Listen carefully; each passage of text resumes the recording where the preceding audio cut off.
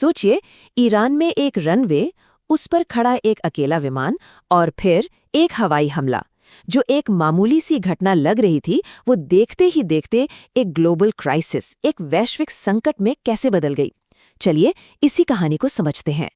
ये सवाल अपने आप में ही एक पहेली जैसा है ना? ईरान के एक रनवे पर खड़ा एक प्लेन और वो पूरी दुनिया के लिए एक बहुत बड़ा संकट कैसे बन गया? आखिर हुआ क्या था? चलिए एक एक करके इसकी परतें खोलते हैं। कहते हैं ना, हर बड़ी आग की शुरुआत एक छोटी सी चिंगारी से होती है। और इस मामले में वो चिंगारी था एक प्लेन जो इंडिया के लिए उड़ान भरने को तैयार था, पर वो कभी अपनी मंजिल तक पहुंच ही नहीं पाया।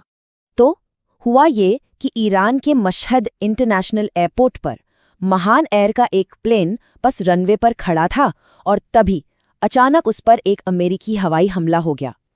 बस यही वो पल था जब सब कुछ बदल गया। लेकिन कहानी में एक बहुत बड़ा ट्विस्ट है। देखिए, ये कोई आम फ्लाइट नहीं थी। असल में ये एक ह्यूमैनिटेरियन मिशन था, मतलब एक मानवीय मिशन। ये प्लेन दवाइयां और दूसरी राहत सामग्री लेने के लिए नई दिल्ली आ रहा था। तो जब इस पे हमला हुआ तो वो सिर्फ एक प्लेन पर हमला नहीं था, बल्कि एक लाइफ लाइन को तोड़ने जैसा था। अब जाहिर सी बात है, ईरान का रिएक्शन बहुत तेज और गुस्से वाला था। लेकिन बात सिर्फ जवाबी हमले की धमकियों तक ही सीमित नहीं रही।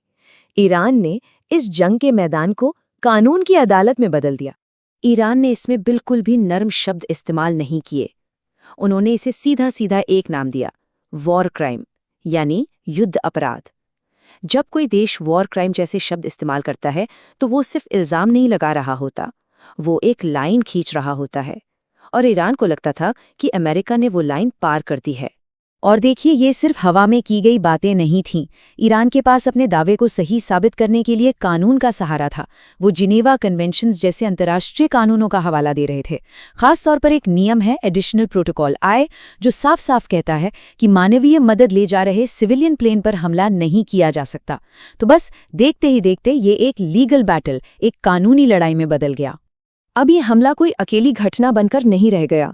जैसा हमने कहा, ये एक चिंगारी थी और बहुत जल्द पूरा का पूरा इलाका आग की लपटों में घिर गया। ये लड़ाई अब कई मोर्चों पर फैल चुकी थी और यहीं से हालात बहुत तेजी से बिगड़ने लगे। ये लड़ाई अब सिर्फ ईरान की सरहदों के अंदर नहीं थी। ये तो एक क्षेत्रीय आग की तरह फैल गई, जिसने कई देशों और गुटों को अपने अंदर खींच लिया। तो चलिए इस अफरा तफरी को थोड़ा समझने की कोशिश करते हैं। देखिए, इजराइल में एक ऑयल रिफाइनरी पर मिसाइल से हमला होता है। दुबई पोर्ट के पास एक तेल के टैंकर को निशाना बनाया जाता है। ईरान जवाब में एक अमेरिकी ड्रोन मार गिराता है। इराक में ईरान समर्थित मिलिशिया के ठिकानों पर हवाई हमले होते हैं। दक्षिणी लेबनान से हिजबुल्ला हमले करता है। मतलब ये एक डोमिनो इफेक्ट था जो पूरी तरह से कंट्रोल से बाहर हो रहा था और एक पूरे रीजनल वॉर यानी क्षेत्रीय युद्ध का माहौल बना रहा था। और इन सब हमलों और जवाबी हमलों के बीच एक बहुत ही कड़वी सच्चाई है, और वो है इंसानी जिंदगी की कीमत। सिर्फ इजराइल में ही 6000 से ज्यादा लोगों के घायल होने की खबर है। ये एक सीधी सीधी याद दिलाता है कि जब बड़े देश टकराते हैं तो उसकी कीमत अक्सर आम लोगों को चुकानी पड़ती है। और ऐसा नहीं है कि इस आग की तपिश सिर्फ मिडिल ईस्ट तक ही महसूस हो रही है। नहीं, इसके झटके तो पूरी दुनिया में लग रहे हैं, खासकर जब बात आम आदमी की जेब की आती है। तो सबसे पहला और सबसे बड़ा झटका लगा तेल की कीमतों पर। ब्रेंट क्रूड ऑयल का दाम सीधा $116 प्रति बैरल पर पहुंच गया। और ये तो एक क्लासिक सिचुएशन है। जब भी मिडिल ईस्ट में टेंशन बढ़ती है तो पेट्रोल पंप पर कीमतें भी बढ़ जाती हैं। और ये सिर्फ एक नंबर नहीं है, इसका असर देखिए। ऑस्ट्रेलिया में सरकार को इमरजेंसी में फ्यूल टैक्स घटाना पड़ा। यूके में डीजल की कमी का डर सताने लगा और अमेरिका में तो पेट्रोल $4 प्रति गैलन के पार चला गया। तो ये एक ऐसा ग्लोबल क्राइसिस है जिसका असर हर कोई अपने घर पर महसूस कर रहा है। मामला सिर्फ तेल तक ही नहीं रुका, दुनिया भर की सप्लाई चेन पर भी इसका जबरदस्त असर पड़ा। ईरान ने स्ट्रेट ऑफ हॉर्मुज से गुजरने वाले जहाज़ों पर टोल लगाने की धमकी दे दी। ये वो रास्ता है जिसे दुनिया के सबसे ज़रूरी व्यापारिक रास्तों में से एक माना जाता है। और इसी अफरा तफरी के बीच 18 भारतीय जहाज़ भी वहीं फारस की खाड़ी में फंस गए, जिनके 485 क्रू मेंबर्स भी इस संकट का हिस्सा बन गए। तो सवाल उठता है कि इन सबके पीछे की स्ट्रैटेजी क्या है। इस पूरे संकट के सेंटर में है वॉशिंगटन और उनकी एक ऐसी रणनीति जो कह सकते हैं काफी अप्रत्याशित लग रही है।